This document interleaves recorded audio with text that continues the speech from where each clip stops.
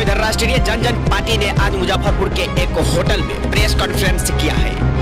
Press conference में बोचाहा विधानसभा सहित नगर निगम के मेयर, उप मेयर निकायों के अध्यक्ष, उपाध्यक्ष पदों पर अपने प्रत्याशी देने शहर के बेला बॉयलर विस्फोट कांड में मृतकों एवं घायलों के सहायता राशि प्रदान करने आई हॉस्पिटल आग कांड में जांच कर दोषियों पर कार्रवाई की मांग की। प्रेस कॉन्फ्रेंस में प्रदेश अध्यक्ष पुष्कर नारायण सिंह, राष्ट्रीय अध्यक्ष आशुतोष कुमार, जिला अध्यक्ष मुकेश कुमार श्रीवास्तव, प्रधान महासचिव संजय कुमार, स्थानीय जिला अध्यक्ष सहित कई नेता एवं कार्यकर्ता मौजूद रहे। आज हम लोग मुजफ्फरपुर में प्रेस वार्ता के माध्यम से आप सबों के बीच में, और प्रेस वार्ता का उद्देश्य है कि बोचाहा विधानसभा में जो उपचुनाव होना है उसी के संदर्भ में हम लोग प्रत्याशियों के चयन प्रक्रिया को मूर्त रूप देने में लगे हुए हैं और राष्ट्रीय जनजन पार्टी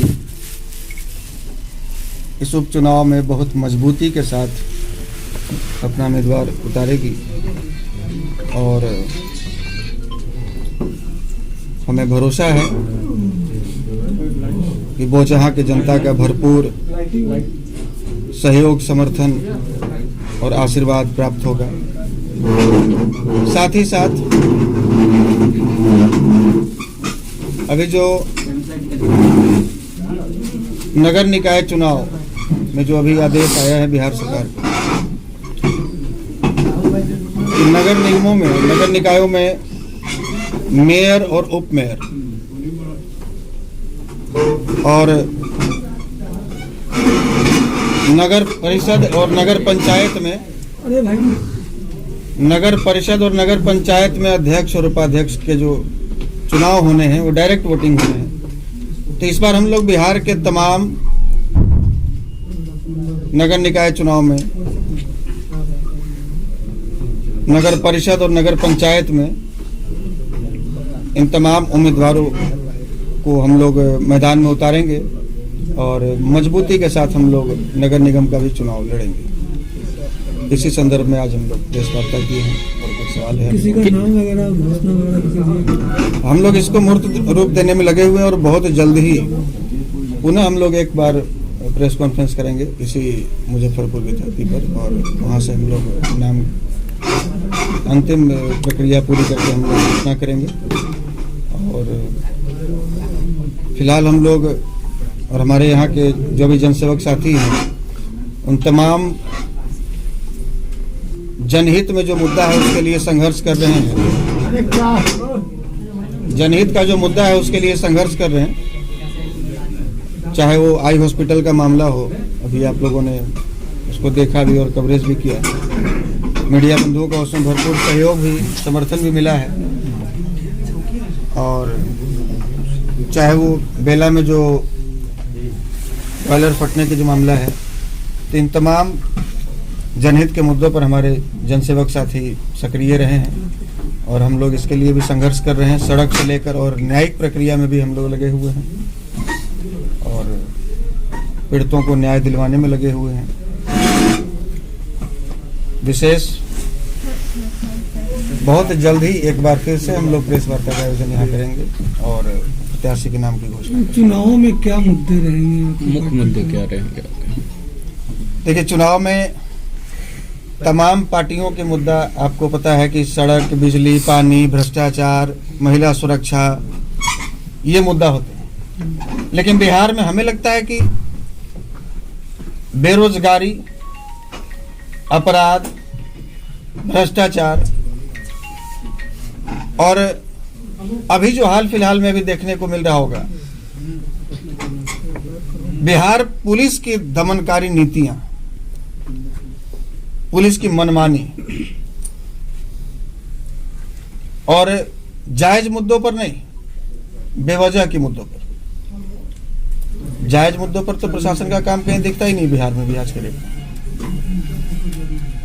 बिहार के तमाम प्रशासन, तमाम पुलिस शराब पकड़ने में व्यस्त है और श्रद्धांजलि देने की बारी आती है तो इनके हथियार से गोली नहीं छूटता है। हथियार मेंटेनेंस का समय नहीं होता इनके पास। तो प्रशासनिक व्यवस्था दुरुस्त हो, बेहतर पुलिसिंग हो, प्रशासन अपना काम करे, भ्रष्टाचार पर अंकुश लगे, रोजगार के संबंध में सरकार के पास विगत 15-16 वर्षों से जो अभी सरकार है और उसके पहले जो 15 वर्ष जिनकी सरकार रही, इनके पास कोई रोड मैप बिहार में रोजगार से संबंधित नहीं हुआ। आपके पास है क्या? बिल्कुल है। और कोरोना काल में केवल बिहारियों ने नहीं, पूरे देश ने नहीं, विदेश तक के लोगों ने देखा कि बिहार के लोगों की क्या स्थिति हुई। बिहार में बात बात पर मानव श्रृंखला लगाते हैं हमारे माननीय। और जब पहली बार लॉकडाउन लगी तो बिहारियों को दिल्ली से, पंजाब से, हरियाणा से घरों से निकाल दिया गया कि अब आपकी जरूरत नहीं, आप बिहार जाइए। तो गुड़गांव से लेकर बिहार तक, दिल्ली से लेकर बिहार तक, चेन्नई से लेकर बिहार तक, कलकत्ता से लेकर बिहार तक मानव श्रृंखला लग गया सड़कों पर। बिहार की दुर्दशा तो लोगों ने देखी। और रोड मैप है हमारे पास, रोड मैप है। बिहार में इतने रोजगार के संसाधन हैं जिसको विकसित आप करके यहाँ के लोगों को यहाँ रोजगार दे सकते हैं। और हम केवल फोटो में और तस्वीरों में श्री बाबू को अपना आदर्श मानने के लिए नहीं लगाते, हम उनके दिखाए रास्ते पर चलने का प्रयास भी कर रहे हैं। और जनता हमें ताकत दे, हम दिखाएंगे कि जो बिहार की कल्पना श्री बाबू ने की थी, या नए बिहार का जो निर्माण उन्होंने किया था, कैसे उस रास्ते पर फिर से बिहार को लाया जा सकता है और कैसे बिहार में बंद पड़े फैक्ट्रियों को, उद्योग धंधों को पुनर्जीवित किया जा सकता है और बिहार में ही बिहारियों को रोजगार दिया जा सकता है। चुनाव से पहले सभी पार्टियां इस तरीके के वादे करते हैं, आपके पार्टी पे जनता भरोसा कैसे करे, क्यों करे? तो भरोसा तो 30 साल से जनता कर ही रही है दूसरे पार्टियों पर। कभी राजद पर भरोसा, तो कहीं ना कहीं भरोसा, कभी राजद पर 15 साल भरोसा की, कभी जेडीयू पर भरोसा कर रही है। लेकिन 30 साल में मिला क्या बिहारियों? सिवाय बेरोजगारी के, सिवाय अपमान के, सिवाय पुलिसिया डंडे के बिहारियों को मिला क्या? कुछ नहीं मिला। तो अब नए पीढ़ी पर, नया नेतृत्व पर, बाकियों से हटकर जो केवल सत्ता के लिए किसी के साथ भी गठबंधन कर सकते हैं, किसी के साथ भी समझौता कर सकते हैं, जिनके पास विचार की कोई राजनीति नहीं रही और विचारों से पग पग पर समझौता कर लेते हैं, उनसे आप विकास की उम्मीद बिहार में नहीं कर सकते और बिहार में बदलाव की उम्मीद भी नहीं कर सकते। तो जो अपने विचारों पर तटस्थ है, जिसको पता है कि हमें किस रास्ते पर बिहार को लेकर जाना है और हम कैसे बिहारियों को पुनः उनको सम्मान की जिंदगी दे सकते हैं, कैसे बिहार को वापस विकसित राज्यों की श्रेणी में लाकर खड़ा कर सकते हैं, उन पर भरोसा करना होगा बिहार को। और बिहारियों के पास इसके अलावा कोई विकल्प नहीं है। बिहार को तो एक बहुत बड़ा मार्केट समझा जाता है। यहाँ की 12 करोड़ आबादी देखकर यहाँ एक बहुत बड़ा इसको मार्केट समझा जाता है। और यहाँ राजनीति का केंद्र है, यहाँ प्रयोगशाला है राजनीति का, यही प्रयोग होता है। और यहाँ से प्रयोग होकर उत्तर प्रदेश और उस रास्ते फिर दिल्ली तक पहुँचता है। तो अब प्रयोग करने का समय नहीं है। बिहार में बहुत प्रयोग कर लिया गया। अब बिहारियों का उपयोग बिहार में हो, बिहारियों का इस्तेमाल कर करके तो पंजाब विकसित राज्यों की श्रेणी में चला गया। बिहारियों के श्रम का इस्तेमाल करके देखिए, गुड़गांव, हरियाणा, दिल्ली, मुंबई सब चल रहा है। और बिहार के लोग आज बिहार में अनाज के लिए तरस रहे हैं और साथ ही साथ हम सम्मान के लिए भी तरस रहे हैं अलग राज्यों में। तो ये बिहार की जनता को समझना होगा। और ये बिहार का विकास यदि हम चाहते हैं तो आपके चैनल के माध्यम से जो लोग सुन रहे हैं, ये बिहार के लोग हैं या बाहरी लोग सुन रहे हैं, तो हम उनसे भी अपील करेंगे जो बिहार के बाहर रह रहे हैं कि बदलाव यदि आपको लाना है तो हरियाणा वाले लोग यहाँ आकर बदलाव नहीं लाएंगे, तमिलनाडु और पंजाब वाले लोग यहाँ आकर बदलाव नहीं लाएंगे।